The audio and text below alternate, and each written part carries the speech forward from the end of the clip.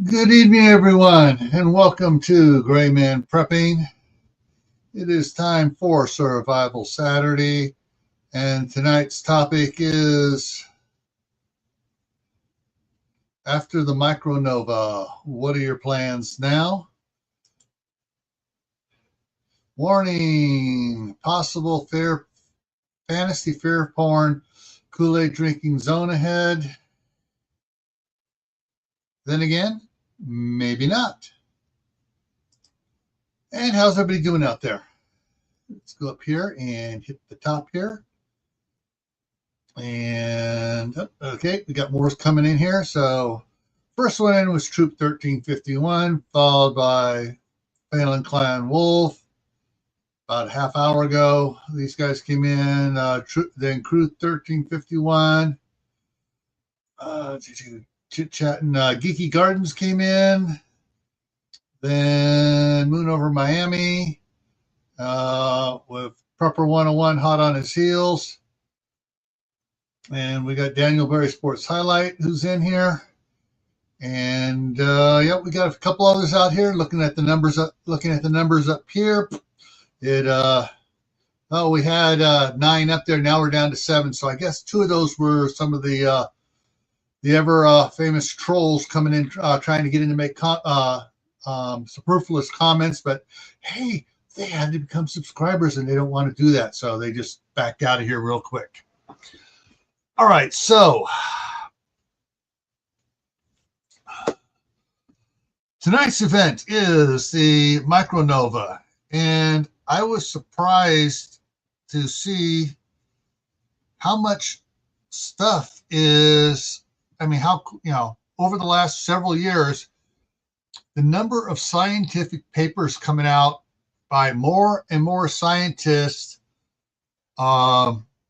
acknowledging that micronovas are a thing, and they do happen. And Diana's in here, and so and it's becoming more mainstream. But then there are some that are, that we're really going to get into a bunch of things on here in a minute. And then I got some other pictures to talk about some of the science behind it, and then we're going to talk about. We're going to say, okay, we're going to pretend it's going to happen. Whether we agree with it or not, we're just going to pretend and like play devil's advocate. All right, it's going to happen. What are your plans? So that's what we're going to go with tonight. So with that, let me get back over to here and take a look at the causes for micronova. Well, man-made, no. Yeah. Forget the man-made ones. Either way, nature, yeah, it happens, and it's based off the galactic current sheet.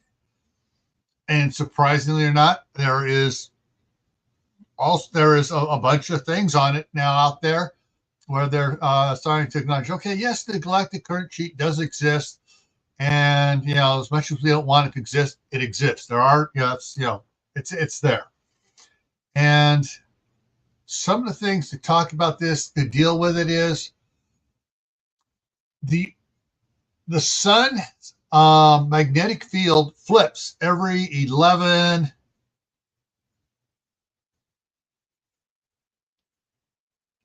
I'm sure it's 11 months or 11 years, but it flips north to south, north south to north, and I think it's 11 years, and that's going from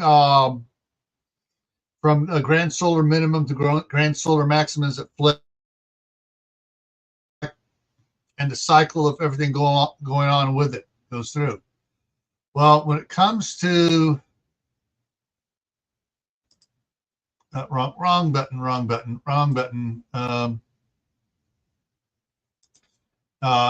So it comes to it. All right, sorry, this thing is not made for normally for this one. So let's just go to this.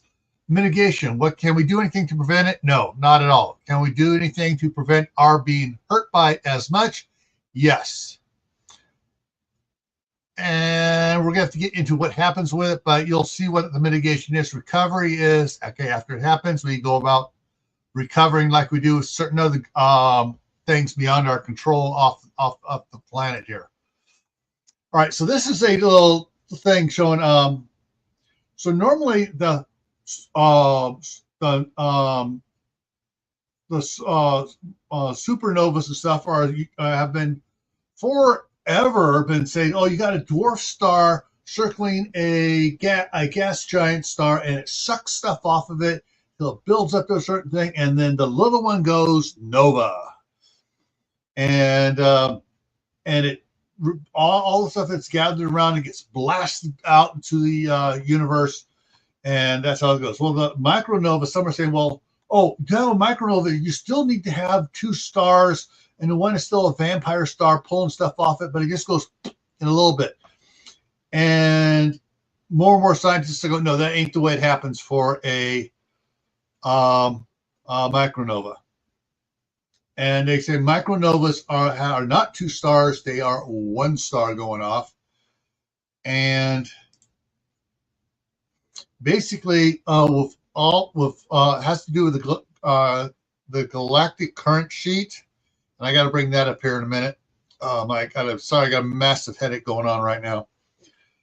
And what it is just all the cosmic dust and stuff starts gathering around stars, because like our sun's gravitational sphere goes out well beyond Pluto, because hey, it's holding Pluto and all the planets and out into the Oort cloud, is holding it into an orbit around the sun. Otherwise, it'd be going away. And so the dust comes in and it kind of just settles around, and it doesn't go all the way to the sun, because the solar wind from the sun pushes it back. So as it gets closer to the sun, the solar wind affects it more and more, and it kind of just stops and gets really close to the sun, and you get all this dust starts collecting, and it happens during the shift of the solar system going through the galactic current, and all the dust that is trapped in the galactic current waves. And so it just kind of builds up. And then the scientists say, all right, when it builds up to a certain point, because it's trapping energy, because it's becoming like this crusty shell out away from the sun, but it's kind of doing that. And it builds up to a certain point where the energy builds up and it just blasts it away and pushes it back out into the solar system. And there's different ones of how it looks. And so you got all the dust particles here that are being blasted away when it finally breaks it up. And the dust particles go flying out, and they hit the planets and stuff. And it doesn't take out any planets. It just throws this crap out at the planets. And it's kind of devastating to a lot of species that have developed, animal species and bacteria and stuff that suddenly go extinct at these times. One of the things on this is, and theories on this, or postulations on this, is that it's based off the thickness of the layers of the dust that lands on Earth and stuff, is that it's anywhere from just several inches to several feet of material, from anywhere from fine particles to small chunks to actually looking like asteroid impacts. And if you really want to do a deep dive on this, the best channel to do the deep dive on it is to go to Space Weather News and look for the playlist on the Micronova playlist that Ben Davidson has there, or the college textbook that they put out on it. And they'll explain it a whole lot better than I can right now. But yeah, Mercury's going to get hit with a lot more material than Venus is, and Venus is going to get hit with more material than we are, and we're going to get hit with more material than Mars is, because as it goes out, it gets thinner and thinner as it goes out. It's going out in all directions. So I hope that's you can understand how it's going out. Now, yeah, there's a lot of energy throwing it out, and it's going pretty fast.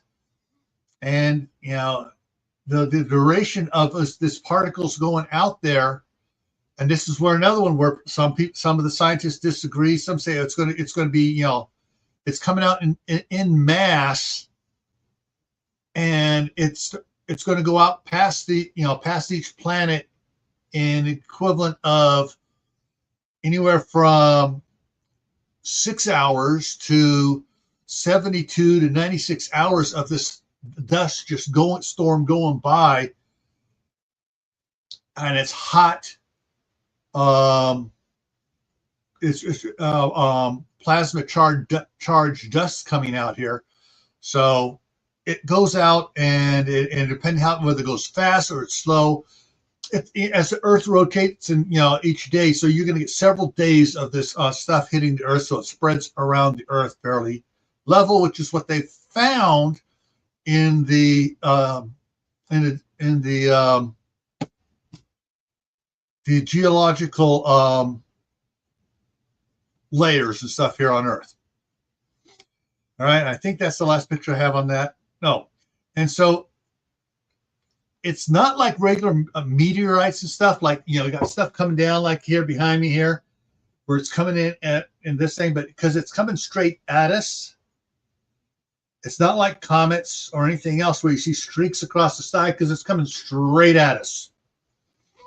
And so, yeah, it's going to be like all these flashing spots of stuff that's just coming and go as it comes by us. It makes impact. All right, so there's that. Let me go ahead and pull this back down over here and get rid of that and bring up this. Now we go for some more science explanation here. So the galactic current sheet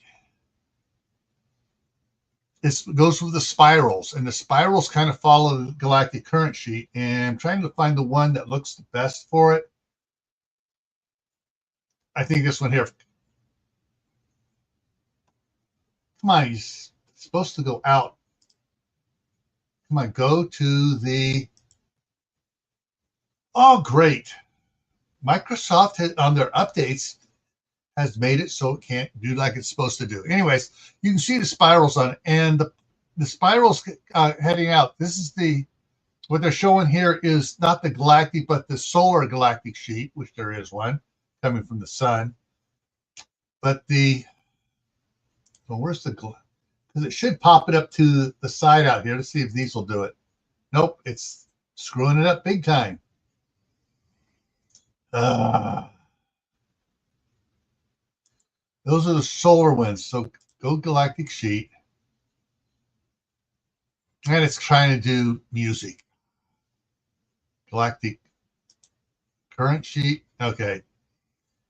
Anyway, this one here, does that do? Oh, man, I hate friggin' stuff on here. Anyways, but this as it goes out, it comes across, and it affects. I forget what the cycles is as it comes through. Yeah. I took my V. It's going to be exciting. Yes. Okay. Oh, I know what it is. Hang on a second. Let me see if I can fix this and make it come up a little bit differently here. It's partially because it's Bing that's trying to do this. Let me try this over here. Control C.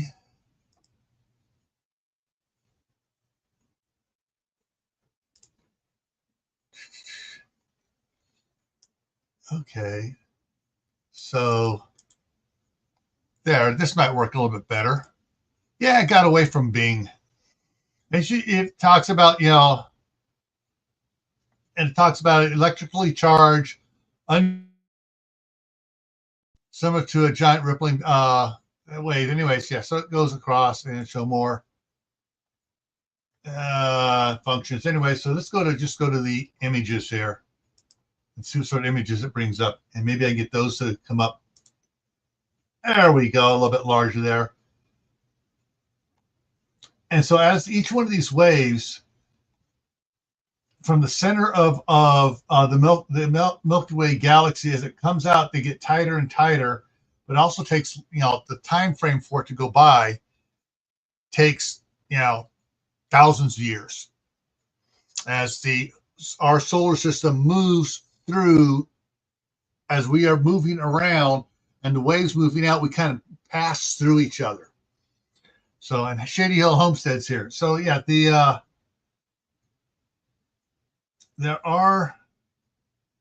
we go. Here's a good view of it. So as these waves are going by and we go through from one to another, that's how it happens. And each of these waves are loaded because it's electrically and magnetically charged waves that are full of galactic dust. And so the galactic dust as it comes through, it builds up around because our star has, soul has a gravitational pull, so it's pulling the dust to it, but it's also pushing it away, like I said. So it kind of builds up a little crust around the star, and then it traps all this energy till finally, boom, and blows it out. So so you can look at the different things that doing it and how it works. Like I said, Ben Davidson has some videos on it, and their graphics are a lot better. I've not seen anything here that is there's a GIF that'll just show it that an action of it. So, anyways. So with that in mind, so in this, we're going to say, all right, we're all going to agree on it. Okay, yeah, science says it happens. It's going to happen. So what can we do for mitigation to prepare for it? Well, a lot of the scientists say, yeah, it's not going to happen quickly as the buildup. It'll take, as we go through the current sheet, it's going to take a couple of years for this dust to start building up, and it's going to build up faster and faster and faster and faster. And so,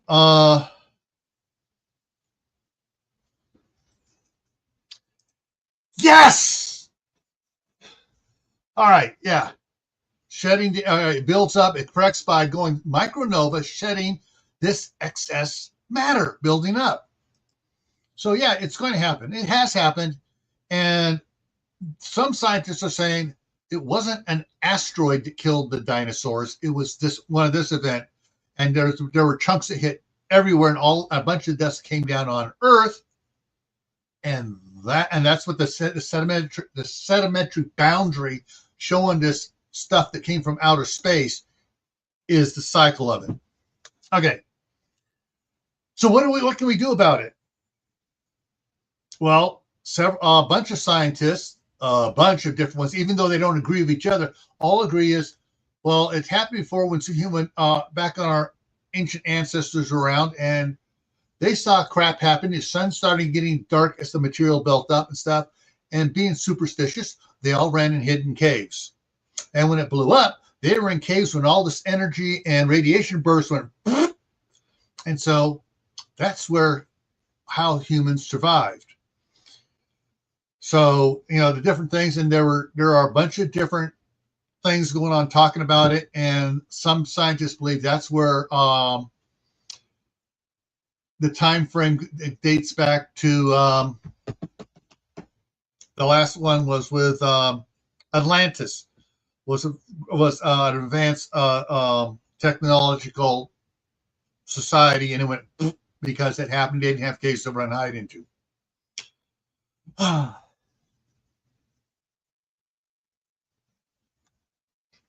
Yeah, tiny is relative. And some of the scientists say, yeah, when this happens and blows out, as it goes out, it can build. It'll build up on Mercury, Venus, Earth, Mars, and the asteroid belt, and then hits the and builds up around the gas giants and their little clouds, their little asteroid belts around them. So some were saying, hey, when something like this happens, is to seek shelter for a while. Caves is the most obvious type things where you can go. Some of them saying, yeah, if you like certain buildings and stuff, like parking structures that have a lot of concrete and stuff and have multiple below ground structures to it, is another type place to do it. Some say, yeah, you can put in your own, bunker. And so long as you have, 10 feet of dirt or so above it, you'll be absolutely fine. There's some of them say. I thought about that too. How much it's will shake up the asteroid belt, or is it just going to add to it? Or is it will spread it out, a little bit, and it'll start pulling itself back together by its own micro gravitational pull it has. But so mitigating its effect on us depends on how much you are willing to deal with it and stuff and expend out to it. How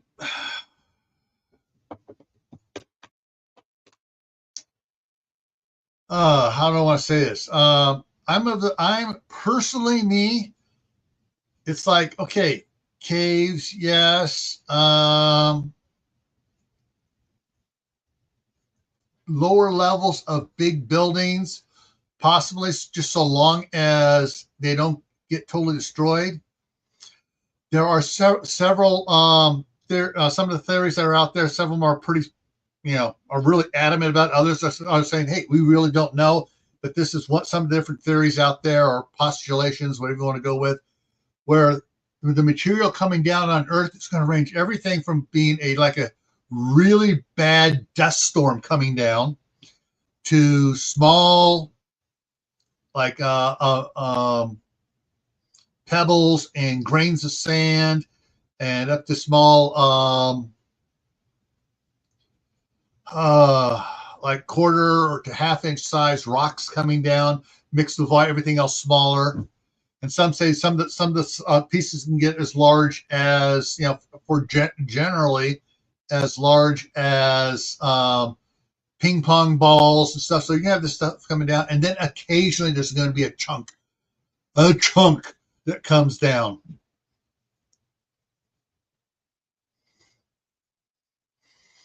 So it's one of those things that I really can't talk about. I mean, I don't know. So I've seen a lot of them talking about it. I've gone to listen to some of these channels, and it's one of those things that, personally, it's like, okay, here I am up in Idaho. Now I really wish I was in Western Idaho, where I'd rather be, where there are more caves and stuff, and the groundwater is a little bit deeper than it is here where I'm at. But there are caves in the Grand Teton Mountains here to bug out to and then come back. But it's like, the impact phase has been, like I said, from anywhere from 6 hours or so up to, a week of stuff coming down. And during this time frame of this outward expanding gas and dust and radiation, you don't want to be on the surface. And as it goes away and radiation levels return to normal, then humankind can wander back out and see what's going on. It's one of those, and if you're, and looking at this, looking at it just like that, because the sun is supposed to turn start getting darker and stuff, its material starts building up around of it, going, kind of reddish and brownish and darkish, and that it blows up again. There are those saying, when all the stuff comes down on Earth, it's really coming through the atmosphere, heating up the atmosphere like the atmosphere is on fire, which someone goes back, well, that's kind of what God promised was going to happen, because He has promised no, it'd never rain again, but the next time it's going to be with fire. So I'm just saying what's out there. You make your own decision on what you think it's going to be. The time frame for it happening, but it depends on which scientist you're listening to, or which group of scientists. Anywhere from we're hitting one of the galactic sheets now, whether it's going to be this galactic sheet that's going to do it, or it's going to be the next cycle, or whether it's going to be a very small micronova or a little bit larger micronova. Runs on alternating 6,000 years for the smaller ones, 12,000 years for the bigger ones. Yeah, and so this is supposed to be a bigger one, which, and depending who you talk to, they're talking like in the 2040s to 2050s is when this is possibly going to happen. So, yeah, well, it happens in the 50s. That's another 20. That's going to be at least 25 years from now. Well, see, I'm almost 70, so I'll be 95, and yeah. So I'm not so worried about myself as I am about something happening as far as grandkids and great grandkids. But it's one of those things that we really, we're just trying to postulate off of evidence we see and what the evidence tells different scientists on this. Recovery, once it's gone by and all the dust and stuff settles, and if it takes, from all the stuff coming through the atmosphere, if it takes another week or two afterwards for the air to clear up, well, one of the things that a lot of them agree on, well, if it heats up, that means there's going to be a lot more moisture vaporizing off of lakes and rivers and oceans, and then we're going to have storms. And so we're going to have mud rain and stuff coming down. Exactly, Took. And so, yeah, everybody's all the scientists are guessing. They're looking at, seeing what dust is in it. Well, it can be picked up by every new telescope they put up, the James Webb, the Hubble, everything's showing the different dust that they see in waves through the Milky Way and everything. And the thing is, everyone's trying to do their best guess. So, we really don't know, and they're postulating, and they could be way off, or they might some of them might be spot on. But afterwards, during the recovery phase of Earth, and after you got the rain coming up, washing stuff down from the sky, some of them postulate that all this new material is going to have a lot of loose minerals coming down, a nice mix of minerals, and carbon buildup from everything.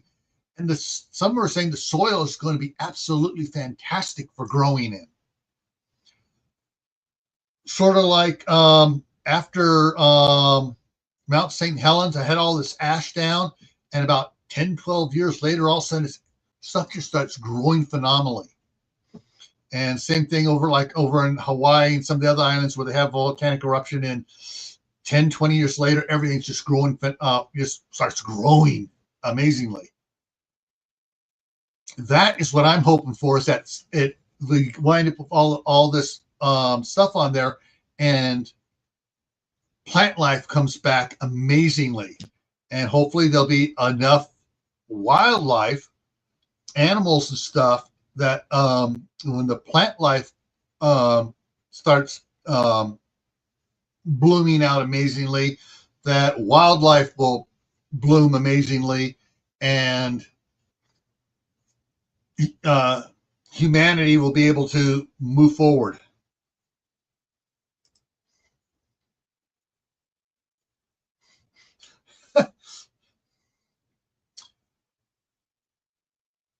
What I'm looking at, that's one of the things I've been thinking about, and I've been trying to think of how I'm going to broach the subject with the staff sergeant.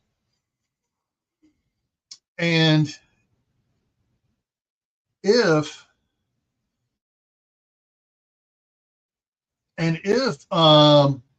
my youngest by then is here and builds the house he wants to build, it'll be all our solar panels will go down in his basement, because he wants to build a house that is barely sitting above ground, has an earthen roof over it for with grass on it and stuff to help regulate temperature, and has a double basement. All those will go inside the house and down into the basement. So yeah, so all our solar stuff would, if it looks like it's happening, are going to be packed away and go down. Or if we bug out to one of the caves out here. But yeah, it's one of those things that, yeah. But in 20 years, if it is 25 years away into the 2050s, or farther, it's going to be, well, yeah, you're going to get a lot of use out of it between now and then, and there's going to be other problems with the grid system that's not being repaired. Yeah, exactly. It's for the stuff between now and then, and we're going to have a lot of grid problems between now and then. So, anyways. So recovery, metal ammo cases filled with seeds, all types of seeds, a lot of sunflower seeds, then a lot of your other ones, squash, both summer and winter squashes, your lettuces, your root vegetables, like root crops you want to have stuff for, such as carrots, onions, garlics, bulbs and stuff that grow underground but still produce seeds and stuff. You want to harvest those as well, get those seeds and stuff going. And yeah, it's going to be a lot of seed, every type of seed you can think of, you want to try to save a small amount so you start growing plants again, or your kids and grandkids can start doing the growing it as you direct them around, telling them what to do. So yeah, it's going to be a lot of putting stuff together.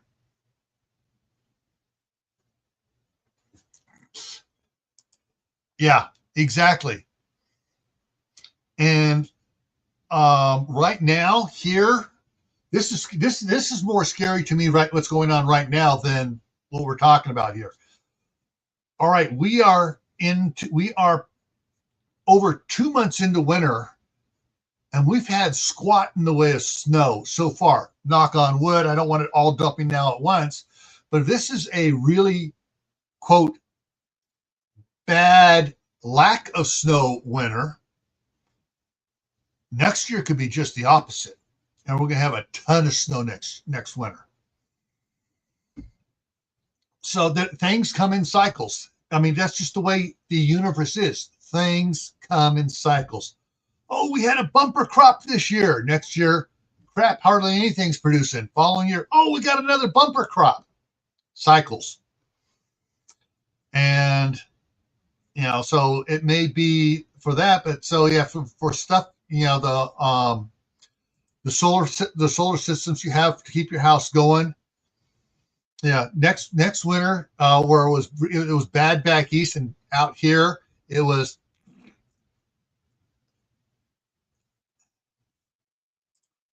If this drought doesn't go soon, I may be hoping for a tropical system.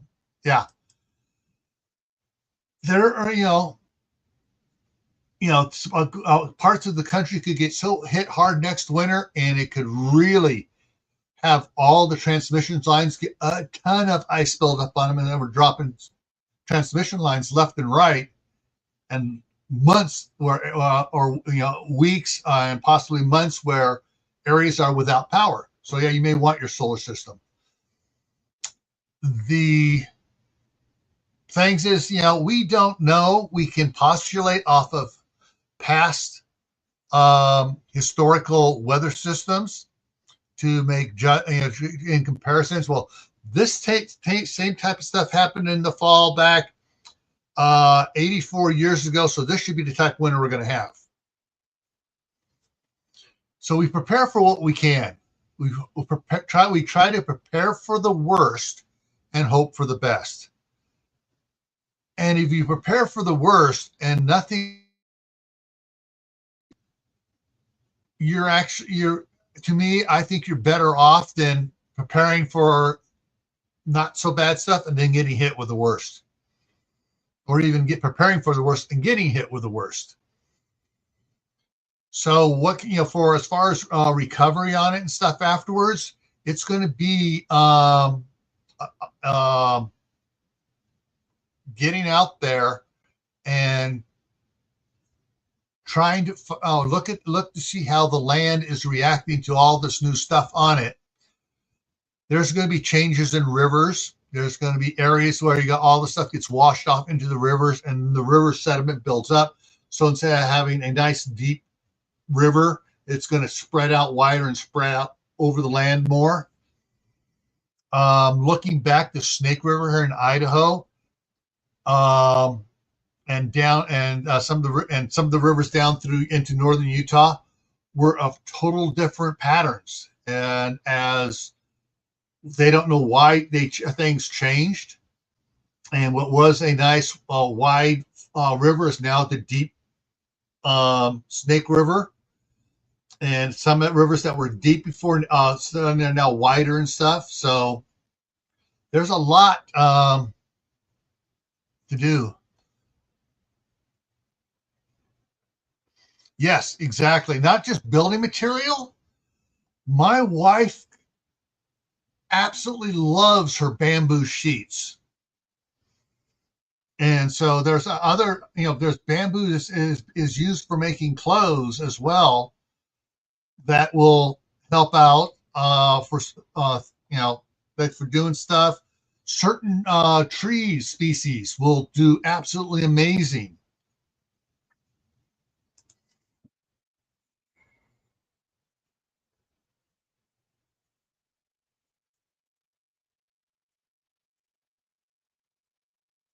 And that's exactly what a lot of people are going to be stuck doing, is living without electricity, like we were back at the Revolutionary time, or back at the Renaissance age, where yes, we know how to how to use how to make oils and how to make paints and do all the stuff, and how to work clay and how to do all this other stuff for building material.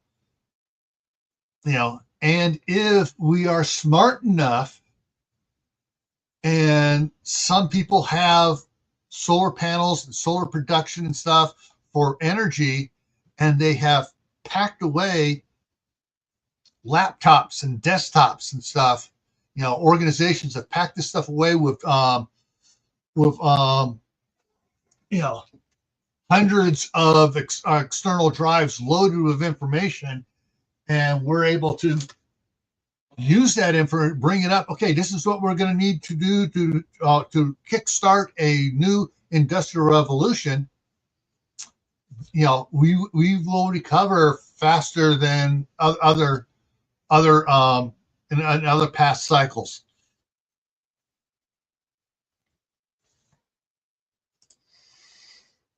I've got about 10 gallons on the patio and a couple more totes not in use yet. Yeah.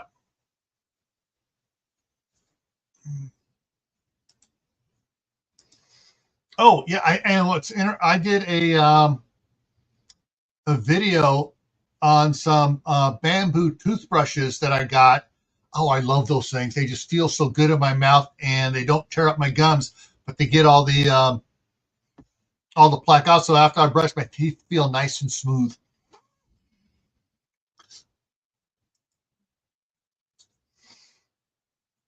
So yeah, there are a lot of things.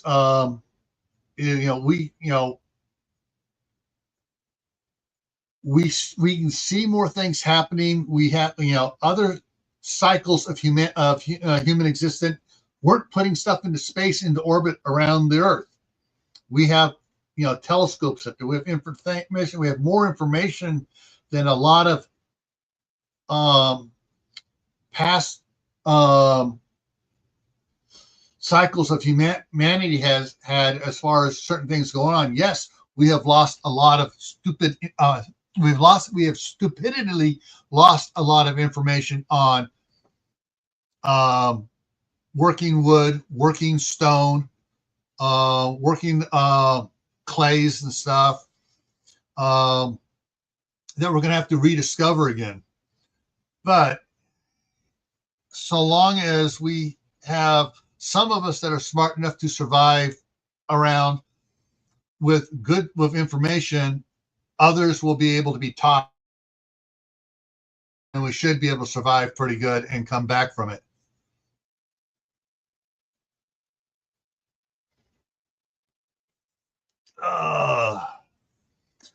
So yeah, there's it's also depending on the 12 and 6,000 year cycle, how it affects the Earth as far as water movement and stuff as well. There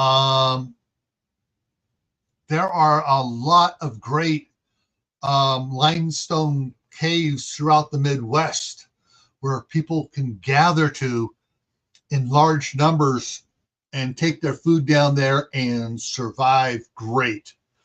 Mines, old silver mines, coal mines, gold mines, all different types of mineral mines, salt mines will be, are possible places where people can, large groups of people can survive at.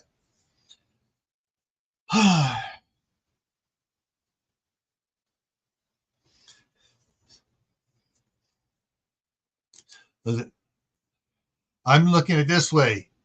It isn't bad as far as a hobby. Yes. Yeah. There are some bad hobbies and there are some good hobbies, and producing food and stuff and doing fun, gardening and learning all about the stuff isn't bad for a hobby, especially when you're retired.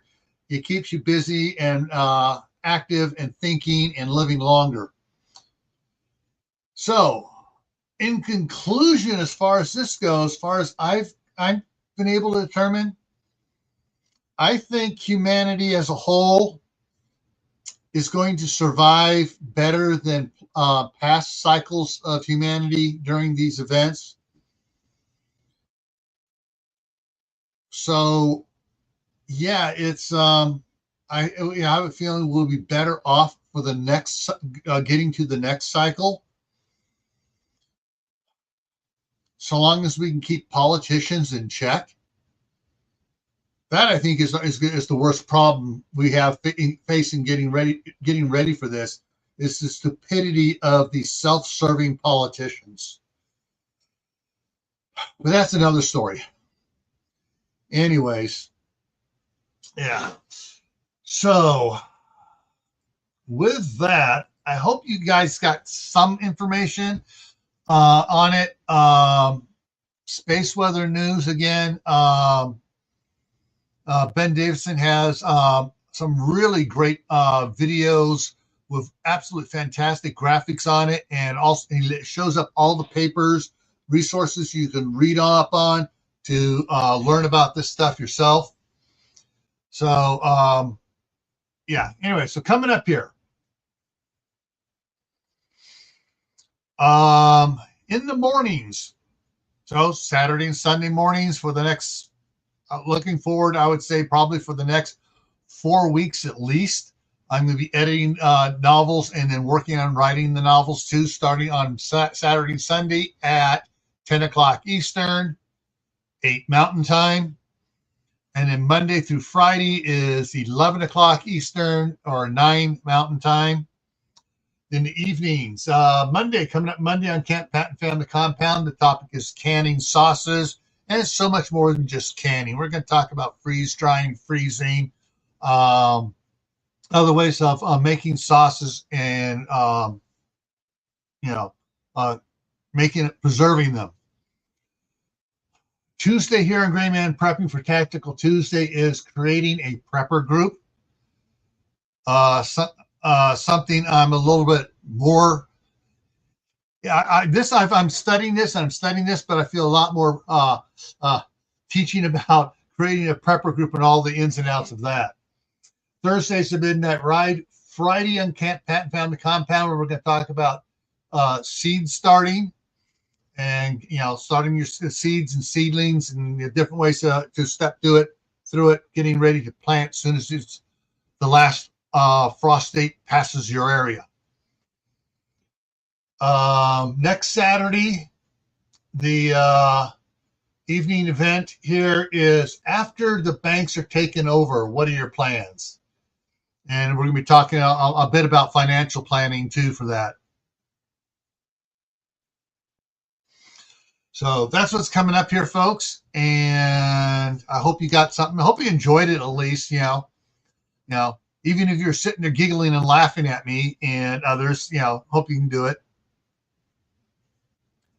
Oh, so he went and got the Mega one with the extra battery. Cool.